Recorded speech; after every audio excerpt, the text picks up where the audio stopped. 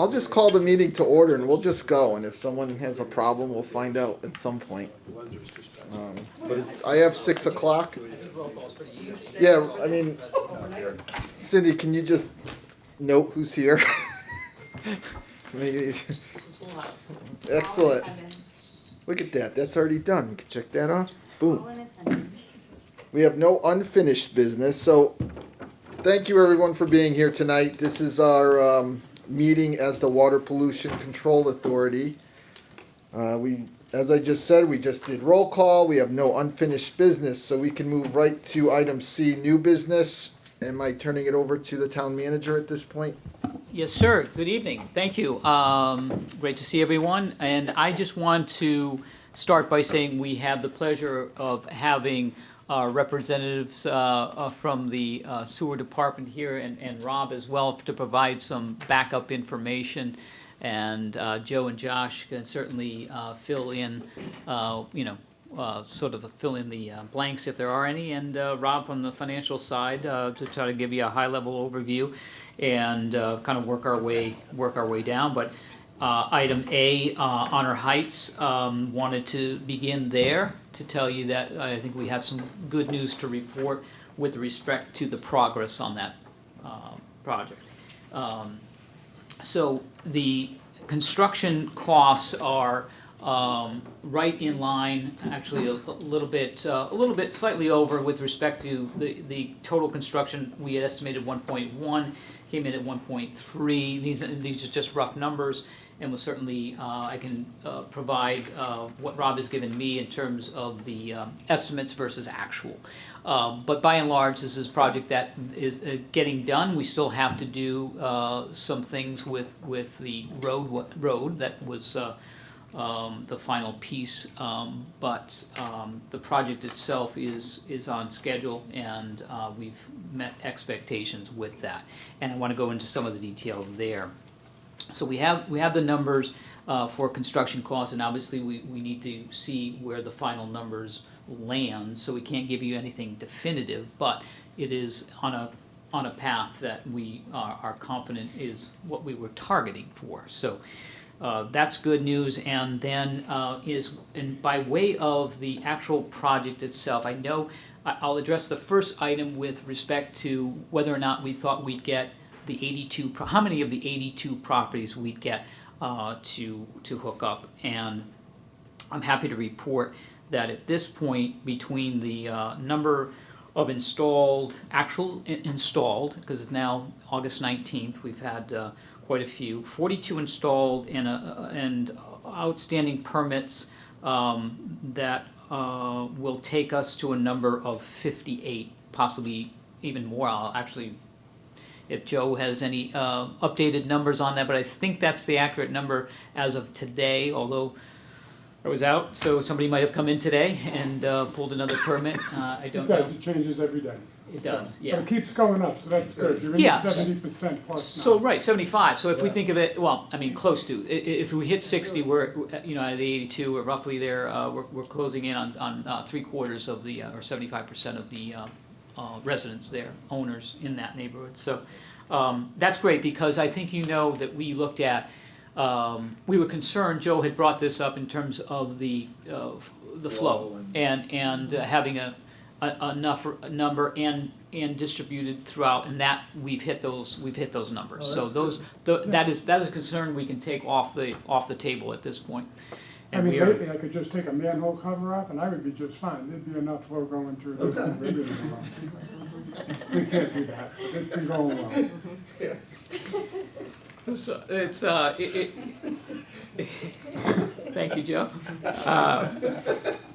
It is progressing along positively, so we're pleased with the progress. And like I said, the loans are another component that I think the members and that we've been a part of the process of closing the loan program.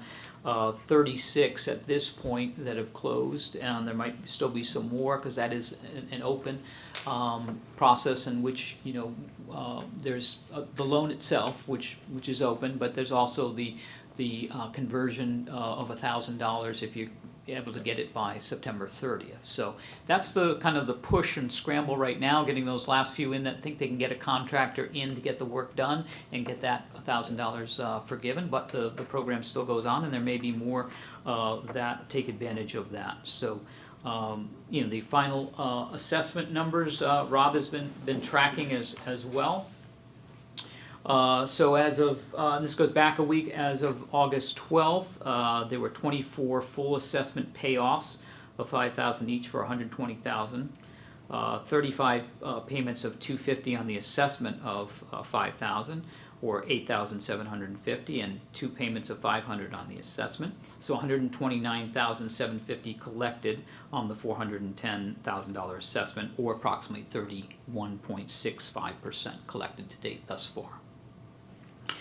There are 21 properties that we'll be reaching out to and talking with as well that have not paid anything towards the $5,000 beneficial assessment. So we will work on that. And as I mentioned, the loan program is going through with the installments, and we're at almost closing in on 60 there. So again, I think there wasn't in contact with Fran Sudak, who actually had his closing and was part of the process, alluded to talking about more outreach and more communication in terms of letter, and just reiterating the timelines again and the process and the program and how it works, just for any of those individuals that we, for whatever reason, did not reach, or just kind of put it aside maybe, had a lot of things going on in their lives and just put it on the shelf. So we were happy to do that. We can reach out and we'll do that. So that's on our heights. I'll pause there because, again, Joe and Josh and Rob are here in the room, can answer any questions you may have. Does anyone have any questions or comments? And I will say also, additionally, I think it helped for us to go through the contractor kind of helping out with. We didn't select anything, but we kind of put together. There was a few individuals. It wasn't a great attendance, but I think the word got out, and I think there were two aggressive contractors that are out there. And the feedback I've gotten is that they were very good in terms of their work product and cleaning up. So, but I'll certainly defer to Joe if that's contrary to what I've heard. So I think the neighborhood, and I think the residents there are pleased with the contractors that were knocking on doors. They did do a very good job, and all the feedback I've gotten from residents has been good. One of my go-to sources, Plainville Talks. I don't see anything negative about the sewer system being installed in on Heights. So that's a big plus for me. Yep. That tells me something's right, because if something's wrong, I'll learn about it. You'll find out. Yes. Procedure. Someone's perception. Yeah, something's wrong. All right. Yeah, I was just going to mention trying to reach out to those last remaining 24. I think we talked about it last week at the agenda meeting. Mm-hmm. There's a way to reach out to those 24. I know there's a handful that were like, no, we're definitely not going to hook up, but if we can get another 5 or so, even better, but before time runs out for them. Yeah, we'll do, absolutely. So if there are no other questions, I'd be happy to move on to item B in the facility study status, and again, we'll likely defer to Joe. He's had intimate knowledge and is running the point on this with our consultant, Tigan Bond. But as you recall, the reason we're here is the violation of permit numbers, right? So, and again, today is just another reminder of I was going to ask, do we know, we don't want to know how many gallons? Sure. So we've been taking in about 3 million gallons per day, and then they're designed for 2.6. Yeah. Yesterday we took in just over 5 million gallons per day. We peaked out at 7.4 million gallons per day, and there's nothing really we can do about it. And that's just infiltration to the. It is infiltration. Part? It's I&I from both cracks in pipes and disjointed pipes to some roof leaders and storm drains that may be connected, because back in the 50s, remember, this all got installed 75 years ago. The rules were different then than they are now. So, I'll talk a little bit about the facilities plan. Maybe this, Thank you. I wanted to just take a couple minutes of your time. Yeah, no, you have an hour, so.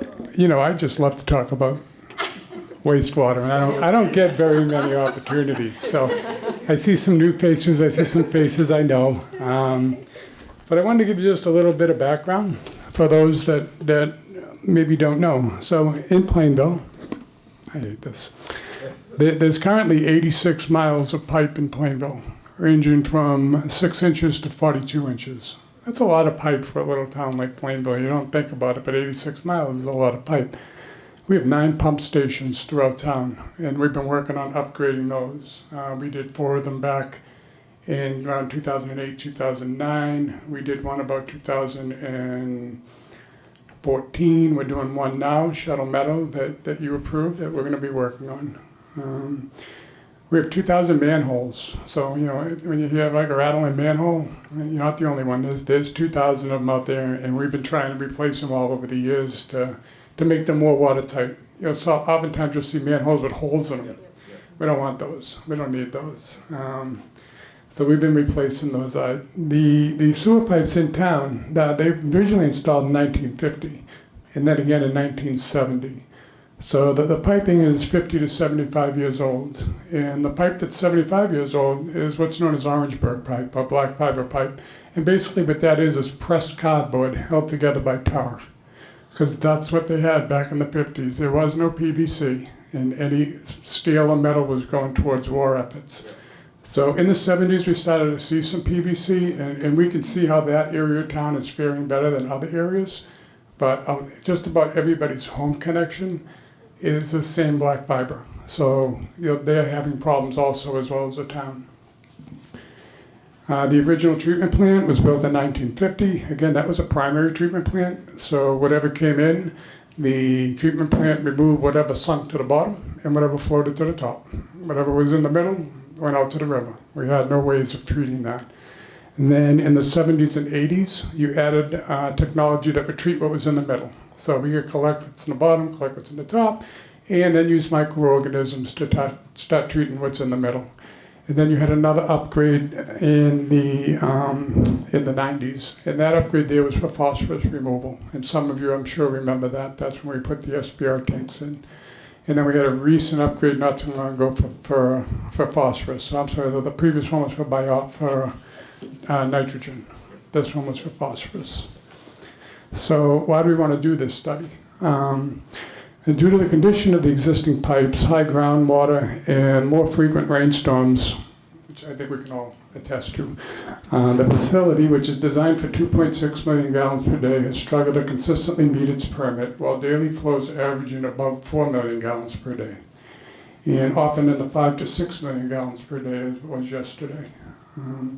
It takes a toll on both the collection system throughout the town and the treatment facility that were never designed to handle that much flow. The pipes were never designed to convey that much flow. And the pipes were put in 1950, and I can assure you the flows in 1950 weren't 4 to 5 million gallons per day because the town wasn't as built out as it is now, and it was less rain then. So once completed with this study, and when we do this study, and I don't want to get too much involved in pricing, because I think it's too early, but I do want you to know that whatever we talk about with this facilities plan is eligible for a 55% grant. That'll be an outright grant, and I think that's important to know. And it's an important number because 55% gives the state the biggest stake in this. They're putting the bulk of the money, which means that they're going to have another level of review. So engineers are going to develop stuff, they're going to do studies, we're going to review it as a town, but then somebody else is going to review it above us. So, you know, oftentimes someone will hire an independent engineering firm to look over the engineering firm that you hired. We don't need to do that because it's the state's money. And they're going to keep a really close eye on it, and they have so far. They've been very involved in everything that we've done. The last facilities plan effort that we did was about 20 years ago. It was narrow in scope in that it only looked at nitrogen. We didn't look at the collection system. We didn't look at the pump stations. We didn't look at the rest of the treatment plant. We looked at how are we going to remove nitrogen, because that was a lot of money. I think it was about $28 million. So we were very focused on that facilities plan. This one is going to be a lot different than that one. And I think it's important that the town do it, and I think, you know, at 55% grant, you want to do it. And it's gonna, some of the tasks that it's gonna look at all the I&I, which is gonna be really important. We'll set up a series of flow meters throughout the collection system in town. And we'll measure the flow during dry weather, and then we'll measure the flow after it's rained. And we'll be able to tell what areas of town are contributing the most I&I. And then we can hone in on those areas and see what improvements we can make to cut that I&I down. With any luck, we'd probably be able to remove about 50% of the I&I. And that would be quite a bit of flow that we can free up for other developments in town. And I'm sorry, Mr. Chairman, if I could have Joe, if you would mind just defining I&I for the. Sure. I'm sorry, I&I, so that's called inflow and infiltration. Infiltration is going to be roof leaders and storm drains, sump pumps in your basement. You're not supposed to have sump pumps. And infiltration is going to be cracks in pipes, dislocated joints, leaking pipes. We see a lot of that. You know, when we send a camera down, we can tell when we go past each joint because there's water coming in, and there shouldn't be any water coming in. So we need to address those. So the one where we deal with like homeowners, sump pumps and roof leaders that are tied in, that's, you know, that'll be good to know. I don't know how much we'll do about it. I'll be very honest with you, it's extremely political. Because I'm going to do like a smoke test, and I'm going to say, Mrs. Smith, here has an illegal connection, this one has an illegal collection, that one has an illegal collection. And, you know, I'm not going to sit here and say, we're going to fix that, because we're probably not going to fix that. We never have. Nobody ever does. You know, we make accommodations for those, and we try not to let any additional flow like that come in. But, you know, I don't want people to get nervous that we're going to, you know, shut off all their flow to the facility. And the other thing is when you start to remove all this I&I, the water's coming to me now. And if we fix it and we seal up all those cracks, then we have to look at, so where's the water going to go now? It's going to go somewhere. So it's either coming to me or it may cause more on the road, it may cause more in wetland areas. So those are all things that we'll look at during this facilities plan. We will create a sewer service map and control plan. The town should have one, but we don't. And DEEP requires it, so we will get that together. There'll be a sewer system capacity evaluation. The pump stations will get evaluated. There'll be an energy efficiency evaluation. There will be an evaluation of the treatment facility itself. There'll be an evaluation of severe weather and stormwater resiliency, vulnerability and emergency preparedness. There'll be an environmental evaluation of the project. There'll be a fiscal sustainability plan. There'll be plenty of meetings both with the council and with the public so that we can explain our progress along the way. And when this is done, what this is going to give the town is a 20-year plan. So you're going to know what capital improvements you're going to make over the next 20 years, as opposed to us putting together our capital improvement each year and saying, okay, well, we need to do this in 2 years. We want to have a 20-year plan. And then we can look at that and we can plan for that in the future. And I think that's really important. We're not there yet, but we need to get there. Talking a little bit about the timeline on this. So this is going to start in the spring. Actually, it's going to start in probably November. But the really critical timeline item for us is going to be the spring of 2025. We have to get the meters in by then so we don't lose that rainy season. What used to be the big rainy season, but now it's still the rainy season. If we miss that, then we're really looking at putting it off a whole nother year. And we don't want to do that because we want to make sure we get that 55% funding now that it's available. So our goal is to bring to you, probably at your next meeting, a proposal with a dollar value that we can discuss. Andy and I and Mike and Josh and Rob, we've been talking about this and negotiating with the engineers. I had hoped to have a price tonight, and then I decided I really didn't want a price tonight because I don't want to give you a price that I'm not really comfortable with. I could throw numbers up there, but I don't think that serves anybody any good. Can you say, is it going to be a six-figure number? Is it gonna be a six-figure? Yeah, it is gonna be a six-figure number, because we looked at doing an I&I study not too long ago, and that was $383,000. Okay. We're gonna be doing something much greater than And that. I just So, to be in the yeah. ballpark. You could probably put it in a seven-figure number. If the I&I piece alone was close to 400,000, then Yeah, I think that we number. will break that million. But I think with a 55% grant, we Right. can get us back down to a number that's acceptable to the town. Okay. So, yeah. Sorry, excuse me. What was the type of plant that you said needed to be created that DEEP was going to require? What kind of plant was it? Did you say, Or a study? was it a study? Oh, it's a facility study? Oh, okay, all right. Is that, Create a facility, and DEEP requires a facility study? DEEP requires a facility study if Okay. you violate your permit for X amount of days during a year, 180 days. Oh, okay, So we have permit violations just based on flow.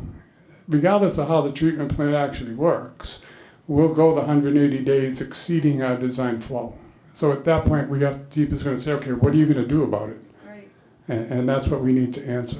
okay, Fortunately, they've been real, there's no consent order, there's no pressure from them, because we're moving in the right direction. So we're trying to get ahead of it. Is Absolutely. show them that we're not waiting for you to tell us to do something. We're actually trying to address it before you have to tell us.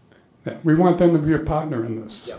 We don't want them to be looking over our shoulder. We want them at the table. We want them telling us. In fact, the draft that we're putting together now, we've already sent to DEEP and said, this is where we are, and we want you to look at it. And we want you to comment on it now. We don't want you to comment on it when we're done. We want to include them. So that's what we're doing. So the project is going to start, talking about now, with an official start of November. The end of this project is going to be out sometime maybe May of 2026. So this is a long haul project. This isn't something that we're going to do in a year or a year and a half. We're going to be at this for a little bit. We may be able to finish in late 2025, but again, I'd rather do it right than do it quick. So the outside number right now is going to be April, May of 2026.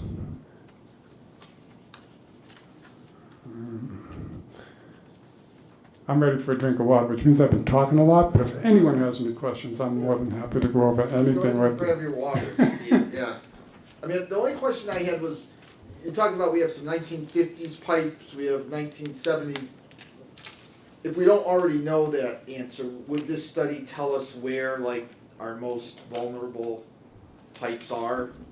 Yes. Okay. So we will update the town's GIS, which will identify the size and type of pipe on every street in Plainville. Okay. We have a pretty good idea right now, but it's not necessarily that accurate. Okay. And you may also recall that you recently agreed for a new camera vehicle. Yep. And that's going to assist the town to be able to go down and actually look inside the pipes. And for those of you, it'll actually be here first week of September. It's due to be delivered and training is going to take place. So we'll be doing that on our own. Okay. All right. Do you have any other questions? I don't know if you had finished what you wanted to say. You kind of. Yeah, I'm done. You're done? If you don't have any questions, then I'm good. Yeah. So, Yeah, anyone else have any questions or comments? So you'll be back next month? yeah, okay. I'll see you next month. Yes, Why not? next meeting, yep. Very good. Well, thank you. Yeah, one other thing, you just want to throw this out as a concept, and maybe it's more a philosophical argument, but things Joe touched upon, these are big ticket items, right? And this is obviously the state of Connecticut telling us we're in violation of our permit, and we are moving in the direction of rectifying that. But there are huge price tags associated with this type of work, right? I mean, we're talking about an aging system that, 50 to 75 years old with the type of pipe that we have in there. It's just inevitable that we have to do upgrades, and we've done, as Joe highlighted, over the years, made those improvements, which is great. But to the heart of this, I think Joe mentioned I&I, right? Yeah. So I&I, and I think I've got this right. Joe, correct me if I'm wrong, but I&I is about stormwater, right? It's talking about whether it comes in from your roof leader, Yep. sump pump, or whether you're legally connected or illegally connected. There's a lot. Yep. There's a lot, okay? There's nowhere for that water to go. If we, and just imagine, if you were to try and tell, and do the right thing and say, you know, unless your grandfather men wave, there's no place for that water to go. So I think philosophically, the problem is that the state doesn't identify storm water. And if we're treating sewer water, why not treat storm water?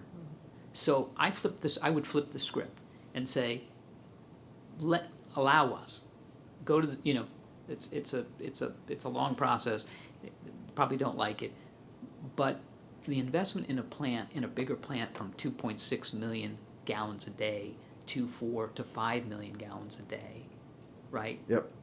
Is, I think, more economically feasible than it is on Well- I&I and the others in the system, potentially. I could be wrong, but there's another way to look at this. Yeah, And I I just mean, want the yeah, council I mean, to that's- be, eyes It's wide open. fairly forward and- thinking, but well, we'll see how, you- I mean, and- I and agree one- with you. Yeah, I mean, if we're why not? Yeah. Right? If we're treating sewer to a point where right? Why Well, to not? Joe's point, the Why water's not? still there. You gotta do something, I mean, It's gotta go somewhere. tonight it was on East Main Street, when I was driving here.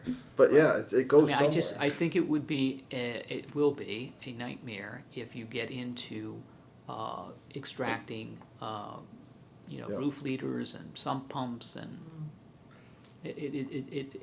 the way to go might be, I'm just throwing it out there. Is that a potential, is that I- something where sewer It's- plants, It's a state, they, they can increase their gallons per day? We sort of do that, we did that with Shuttle Meadow. Okay, So we're upgrading Shuttle Meadow Pump Station.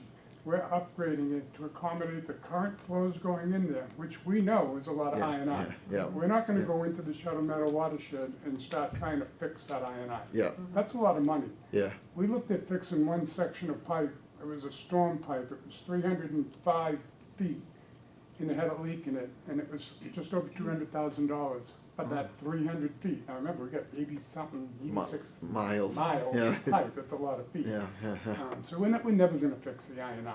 We just need to learn to manage it better. okay, but anyway, all right. adding my 2 cents, just food for thought. But now would be the time to ask that question. It's part of the process. I mean, why not, Are there other towns or other facilities that actually do that? They include their I&I into their, I don't know the answer to that question, but my gut says that they're probably, yes, just like us, they're dealing with it. Whether they're under permit or over permit, I don't know, but Right. I think every town, given the historic build out of systems like ours, they're going to have it unless they've been putting millions every year into a maintenance plan, like a road project, and you're paving so many roads and you're replacing pipe every year. I would imagine there's quite a few communities that have these systems that are this old that are dealing with I&I, significant problems. I'm sure they're all, they all are, but my question was, are there facilities now that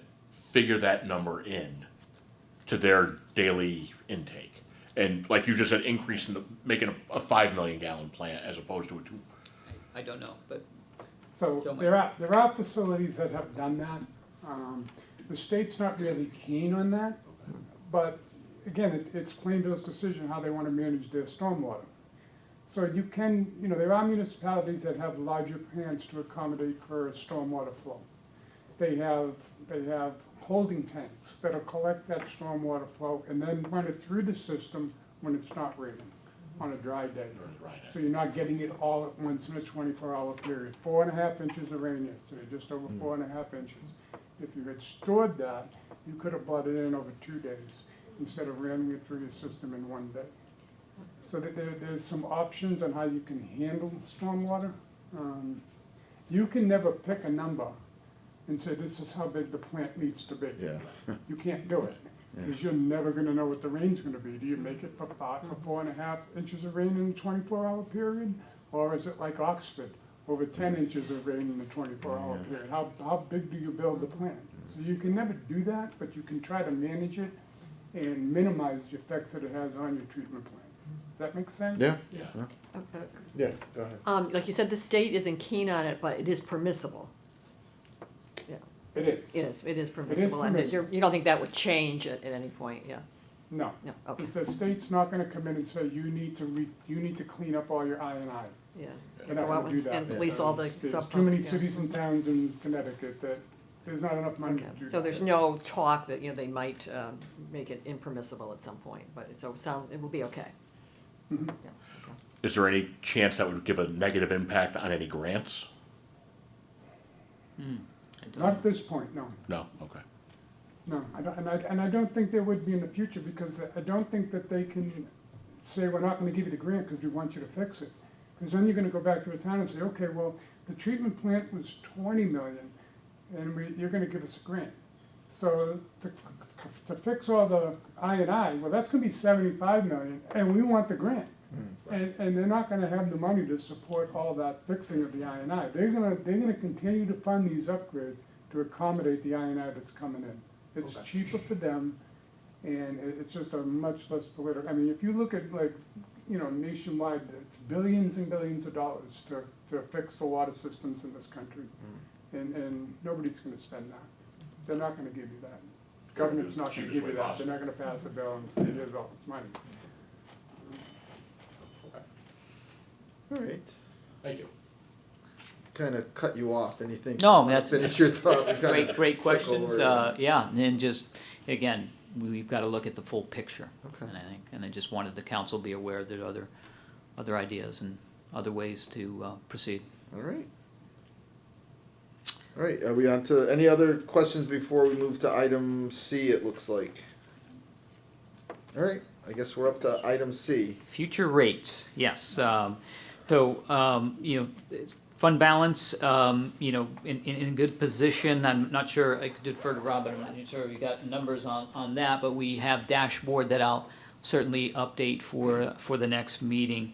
Nothing that I would say we're worried about in terms of existing fund balance, but, what we're here to discuss is the future and future rates, and again, things that we need to do, and obviously we've got a gap that we created with Honor Heights to get that on, and we'll have a plan to move forward with that. But the discussion related to standby charges, that is something that we'll need to address and should be applied, I think, for November of 2026. To all the properties that have access to public sewers that are not connected. So that, that's a policy issue we've got to wrestle with. And again, we're not making any decisions tonight, but these are just items that we want to put on your radar for future discussion and discussing the rates. And that will typically happen for the September, October timeline, and so that is right around the corner for the council to take a look at. And, the inflation, I think, if I saw the right number, is running at 2.9, maybe that's been adjusted, but hovering right about there. So, unfortunately, the council and the recommendation will likely be somewhere around that number in terms of looking at rates. And then, we've got to have a discussion around the facility study that we just, talked about with Joe. So there's sort of, I think it break it down into two categories of general rate, and and this standby charge, and then the future 20-year plan that Joe was talking about in terms of, okay, what do we need to, plan for a rate structure that meets those needs. So I think we kind of plot it out so that we can see where we're going and not necessarily know the full picture until that study is complete. But, beginning this year, knowing there's a bit of a gap with Honor Heights that we've got to make up, and then that this will be coming at some point. Now, where we end up, obviously won't happen for some time because we need to digest the information coming in. But those are just some of the rate issues that we're going to have, and kind of broken down into kind of three different categories. that we need to take a look at. I don't know, any questions? Any questions, comments? Nope. Doesn't look like it. That's it? That's where. I don't know, I'll We certainly still have give 25 Rob an minutes. opportunity if he wanted to comment on that, but, No, not really. Well, I mean, I think Mike's in line with, I mean, you see some of these costs that could be potential, Yep, that,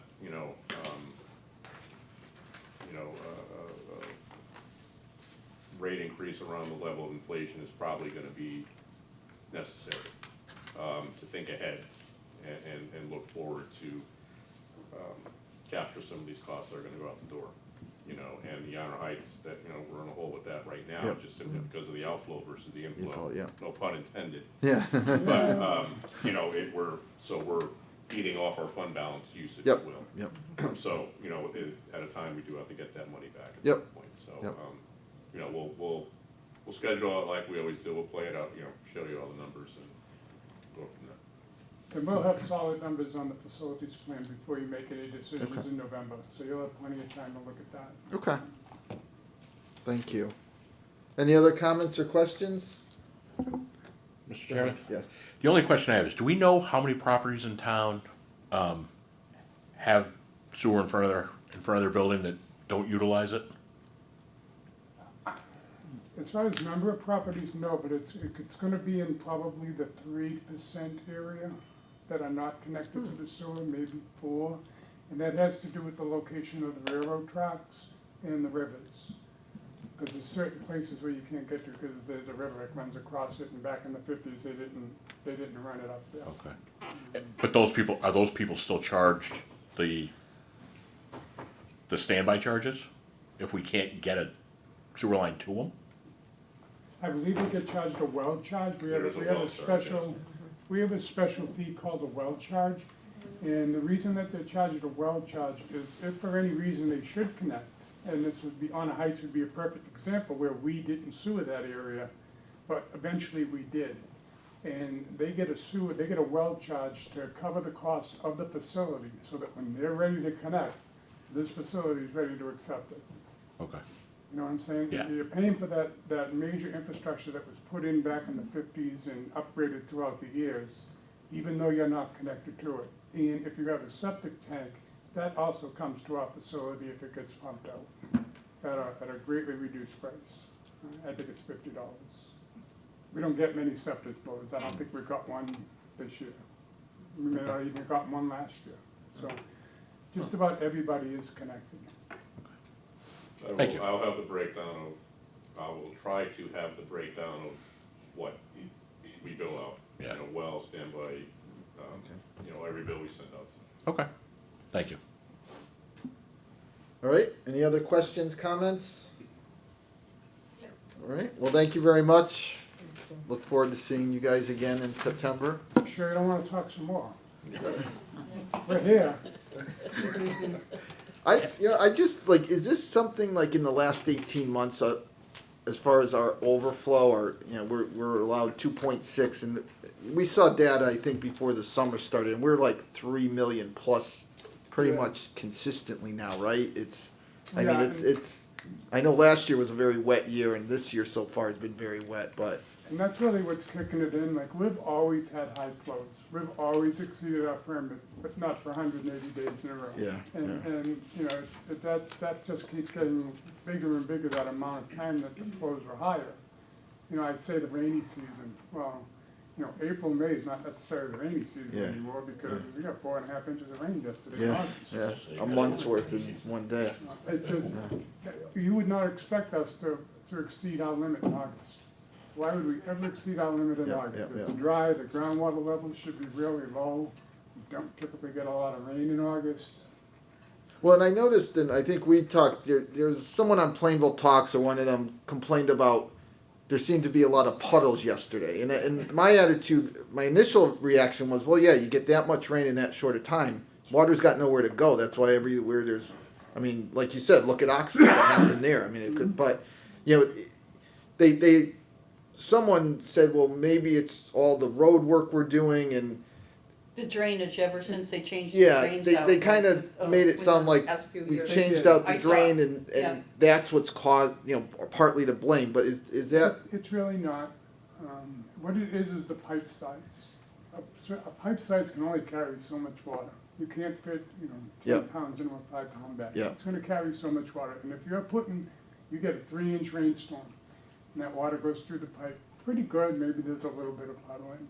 And then you get a 4.5-inch rainstorm, well, the pipe size hasn't changed. And we can replace the tops and we can clean them, and we can clean out the underneath of the catch basin. But it's those pipe sizes that never change from the Okay. 50s. All And right. that's why you get backup in your catch basin. well, I think that was one of the things we were gonna try to follow up on, is just to find out if there's any validity to the fact that we've changed, like the drainage, we didn't really change the makeup, we put new ones in, but, we didn't reduce the size of the drains or reduce the size of the pipes under the drains, it's No. just physically too much water in too short a period of time. Exactly. Yeah, That's- I think that's the answer. somebody had made a comment that they had regraded the roads and the roads were graded improperly. So the water was flowing a different way, so, it was just We a could- lot of back We'll and send John out there to take a look at that one, Yeah, right? Yeah, That's John's a area, good right? John's That's, job. yeah. that's not sewers, Well, that's they John. blamed right? him. They thought it was the engineer's fault, so, yeah. Okay. Well, we are gonna follow up on that, just to make sure there's not something there, but thank you. All right, I got out of here. All right, well, you guys, everybody's got 15 minutes to, motion to adjourn, I'm sorry. Yeah, that's right. So moved. Second. All those in favor? Aye. All those opposed? We're adjourned. Thanks.